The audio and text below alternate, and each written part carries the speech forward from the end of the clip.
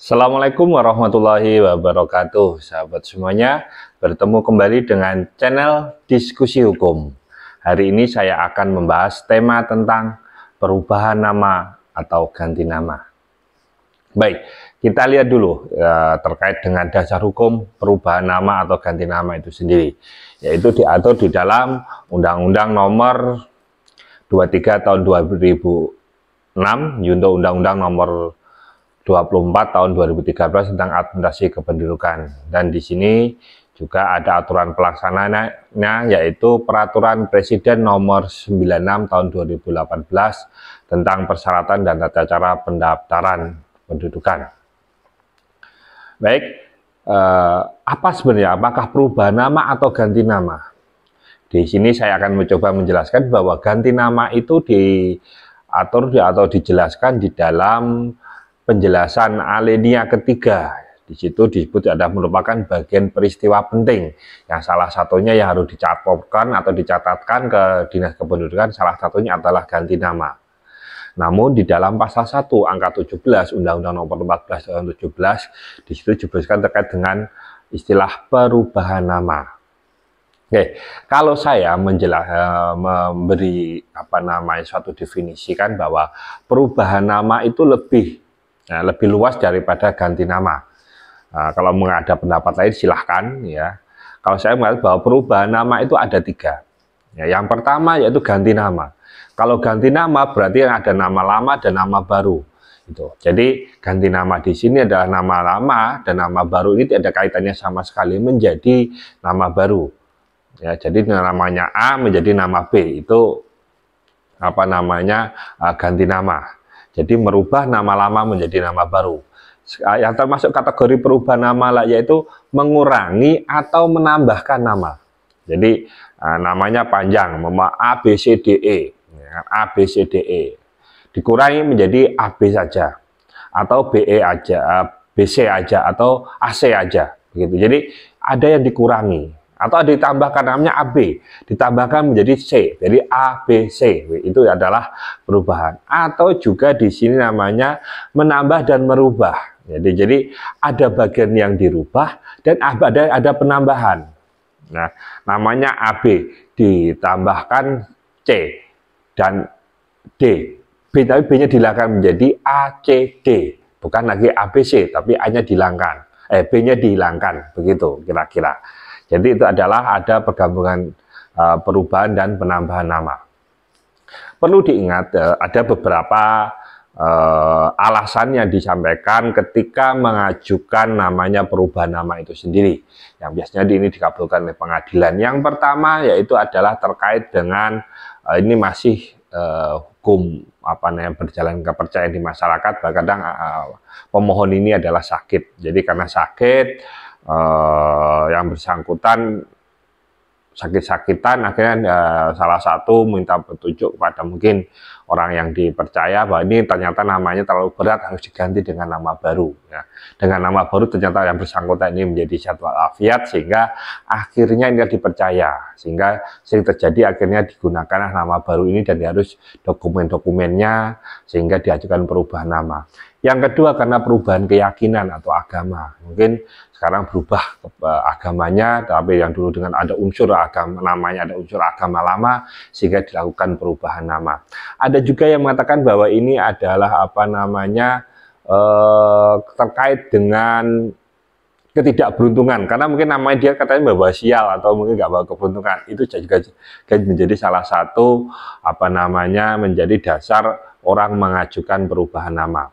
Ada juga yang mengatakan bahwa ini untuk menyesuaikan dokumen dia dokumen A dengan nama X, dokumen B dengan nama XY, kan begitu. Jadi ini disesuaikan ya, akhirnya mengajukan perubahan nama itu sendiri.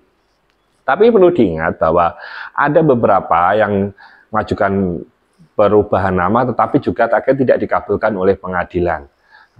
Yaitu salah satunya contohnya adalah pengajukan karena di situ melanggar aturan norma-norma yang hidup di masyarakat, norma kesusilaan, norma hukum adat istiadat, atau bahkan norma hukum. Ya, di sini salah contohnya berkaitan masalah dia ingin mengajukan perubahan nama, tapi ternyata nama yang diajukan adalah marga seseorang. Nah, ini tidak boleh. Ya, ini nggak boleh menggunakan di sini karena bertentangan dengan norma adat istiadat.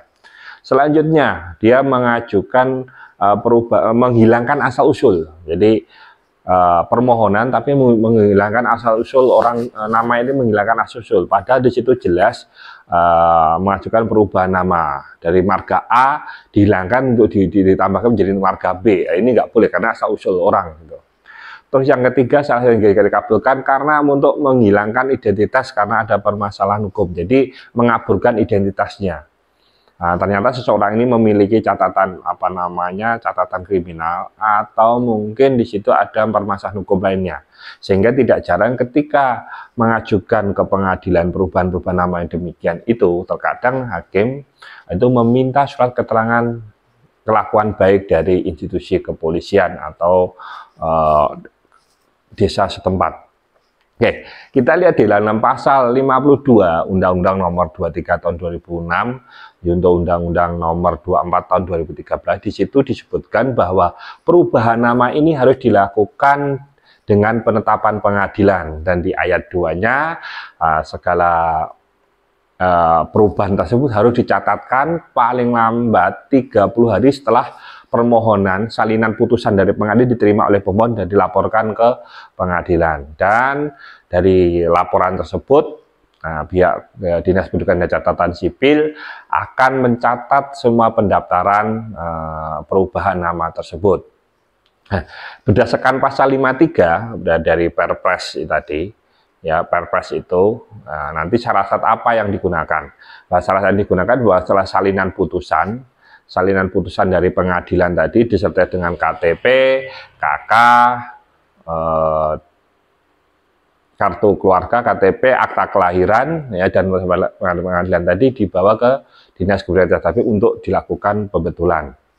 Terus sekarang bagaimana, ribet atau tidak proses persidangannya? Saya menyarankan ketika Anda datang ke pengadilan, Anda membuat suatu surat permohonan, ini nggak terkait dengan perubahan nama tersebut. Kalau Anda tidak tahu, silahkan datang ke pengadilan. Di sana ada namanya Posbakum Pengadilan, bisa konsultasi di situ bagaimana cara atau mungkin petunjuk membuat surat permohonan itu, atau bahkan mungkin di internet juga sudah banyak, bisa dokumen-dokumen itu bisa diunduh. Nah, terus saya sarankan untuk persidangan silahkan mendaftarkan dengan cara e-court. Datang ke pengadilan, kalau Anda belum punya akun, silahkan untuk minta datang ke meja PTSP pengadilan, saya ingin mendaftar dengan e-court. Di situ Anda akan mendapatkan biaya yang lebih murah, kalau nggak salah sekitar Rp150.000. Jadi itu sudah sampai dengan perkara itu putus. Terus nanti silahkan datang bawa KTP, KK, akta kelahiran, dan mungkin dokumennya seperti ijazah Anda fotokopi, dan fotokopi itu nanti dimeterai di kantor pos. Dan pada saat sudah ditentukan hari persidangan, bawalah 2 orang saksi yang mana yang mengetahui terkait dengan peristiwa hukum terkait permohonan Anda mengenai perubahan nama tersebut. Alasannya apa, itu saksi yang akan menerangkan. Setelah dikabulkan, seperti tadi, bawa ke salinannya ke kantor Dinas Kependudukan dan Catatan Sipil. Oke, itu penjelasan dari saya. Jika ada yang tidak ditanyakan atau yang mungkin yang belum jelas, bisa ditanyakan di kolom komentar channel ini. Sampai bertemu kembali di video kami yang akan datang.